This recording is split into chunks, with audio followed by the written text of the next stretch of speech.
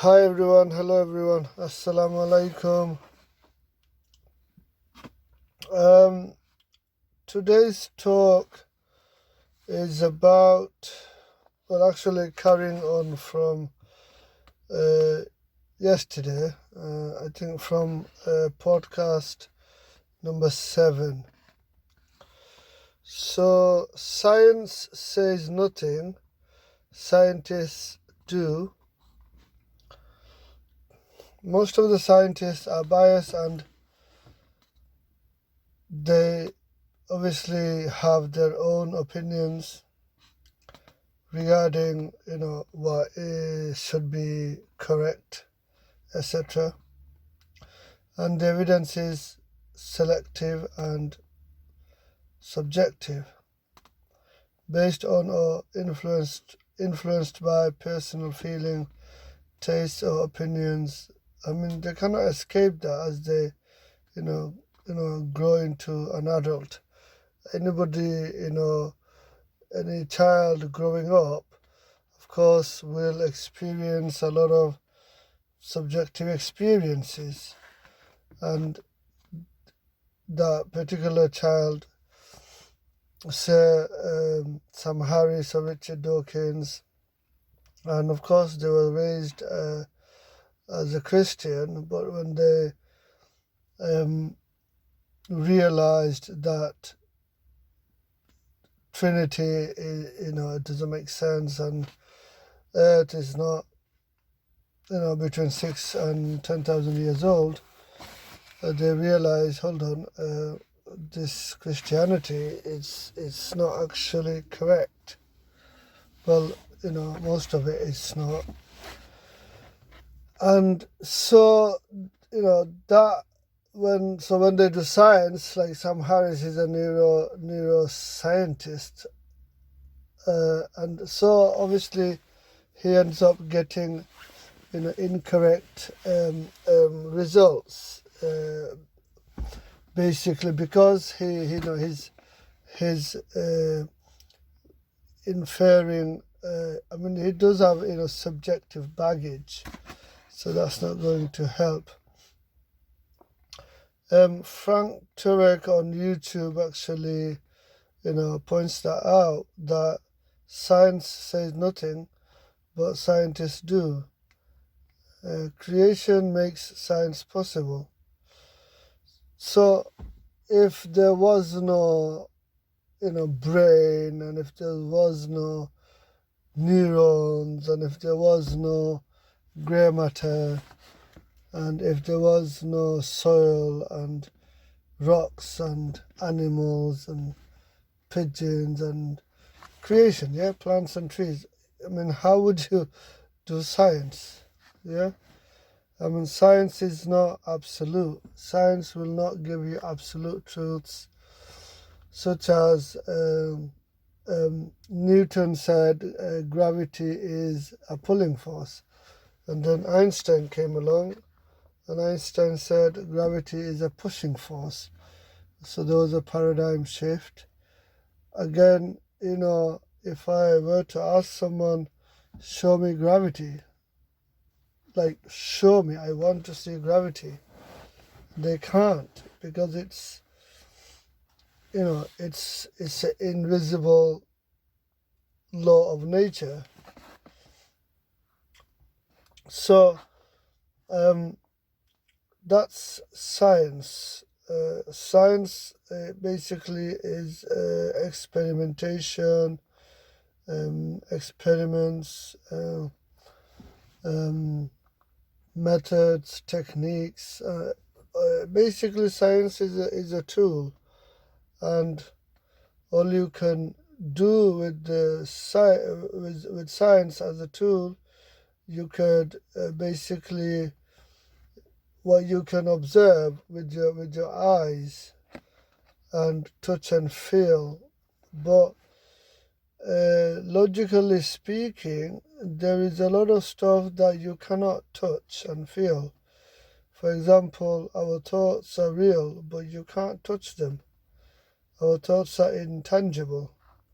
You cannot touch your own thoughts, but they are real, and you cannot, touch the atoms and feel the atoms, but they are real. And the event horizon, which is after the observable universe, you know it's there, but you cannot actually reach and touch that. I mean, so far, far away. Radio waves, you cannot touch them and feel them. So you see my point. Science is just a tool, and we shouldn't get very excited about science. I mean, people, because of science, so example, the Darwinian theory of evolution, which is a very weak model based on assumptions and probabilistic framework, and also homology is an assumption, and there is a lot of differences between the animal body plants. I mean, I don't want to go into all that, but you can check out Paul Nelson's work and Sabir Ahmed, his channel Darwinian Delusions, regarding all that. And also Stephen Meyer and Stephen Meyer, his book Signature in the Cell, where he argues that natural selection cannot actually, because Darwin said natural selection is an unguided process, and what we see around us, it's all guided. So there is, the external intelligence, the design is obvious. For example, the maintenance and care is from the Creator Allah. So my digestive system, Alhamdulillah, works, wonderful. It's all from Allah. The earth goes around the sun, and also it spins on its own axis. Alhamdulillah, giving us night and day. Alhamdulillah, all from Allah, maintenance and care. The intelligence, the external intelligence is there. There is a lot of intelligence in the DNA. If you look into Stephen Meyer on YouTube, you will know. Also, I would like to say Darwinism has become a religion, and the hardcore Darwinists, which they are very influenced. By the way, atheists are influenced by Darwinism, and the hardcore Darwinists, they, no matter what you tell them, they just don't want to know, and they will just say, "Oh, you don't know anything. You are not a biologist. You are not an evolutionary biologist." All that stuff, but there's this person called Jerry Fodder, and he's a scientist, and he's got he's very intelligent, Jerry Fodder, and unfortunately he's an atheist, and he wrote a book called What Darwin Got Wrong, and some guy on Instagram was actually not having it. He was saying, "Oh, these are bad arguments. These are not true." Basically, if Jerry Fodder is saying, no one knows how the phenotypes evolved, meaning, like, where did the animals come from in the beginning? And don't tell me some primordial soup in some cave 3 billion years ago, with unguided processes, basically come up, did all this, wonderful creation, which is, really silly, actually. I would like to actually give you an anecdote, a story, and of course I'm paraphrasing, and it's a Muslim scholar, in the past, having a debate with agnostics, atheists. So basically he was running late. So the Muslim scholar was running late, but he did it, purposefully, and there is a reason behind it. So the agnostics, atheists, are waiting for the Muslim scholar to come, and so the debate can start. And so he came about 20-30 minutes later.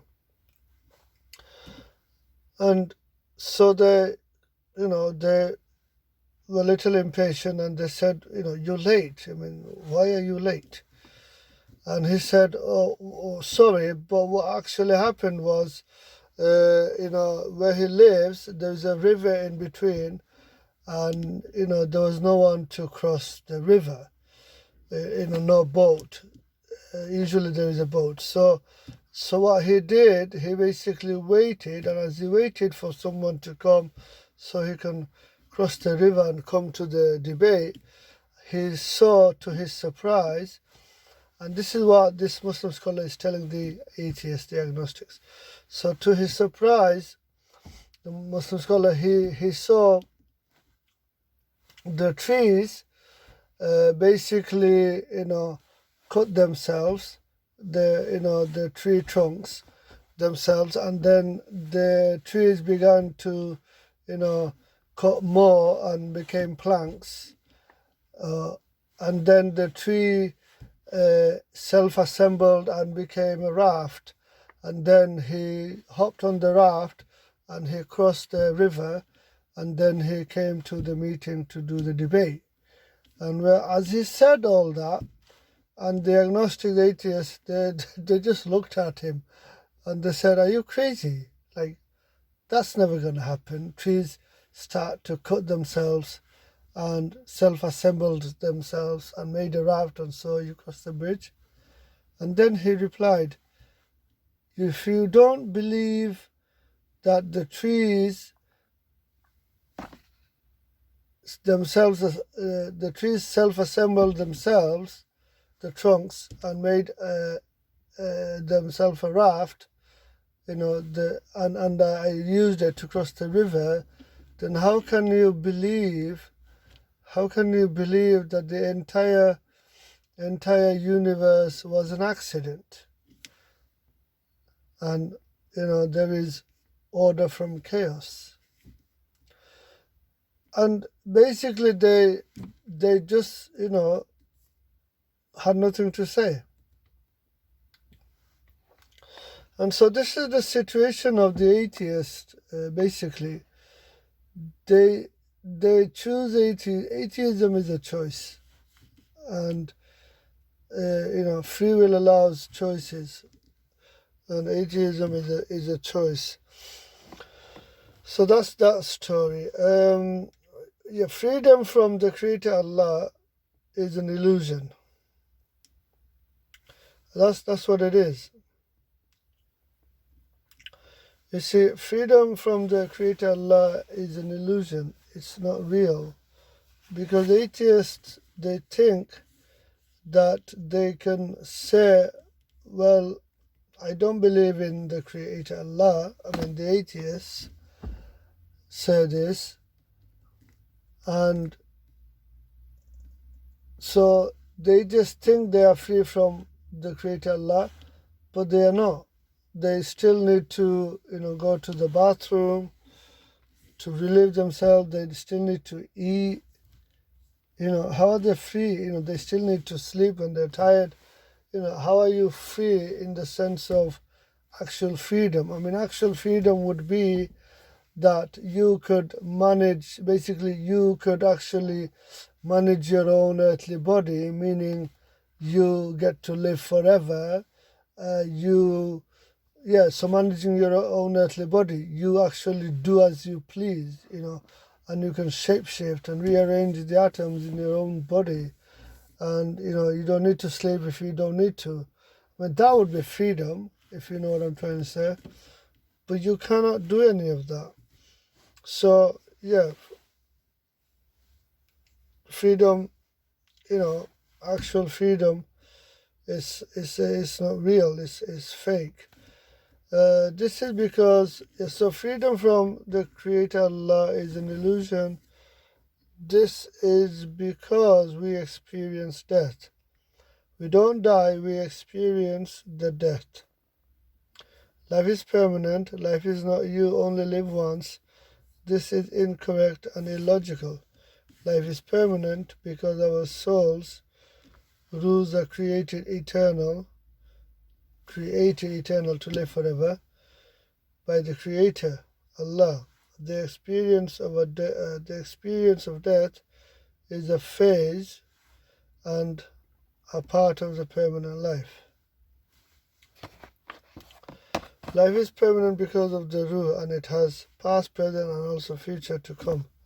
The future to come will be the experience of death, the experience of reward, the experience of punishment, the experience of the day before Judgment Day, the experience of the Judgment Day, the experience of residing in paradise, the experience of residing in the fire of Jahannam, and so forth. Now,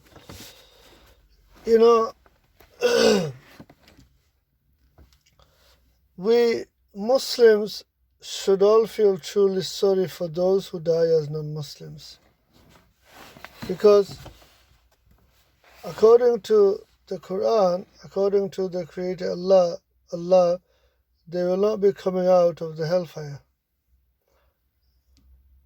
Having said this, the Creator Allah knows best.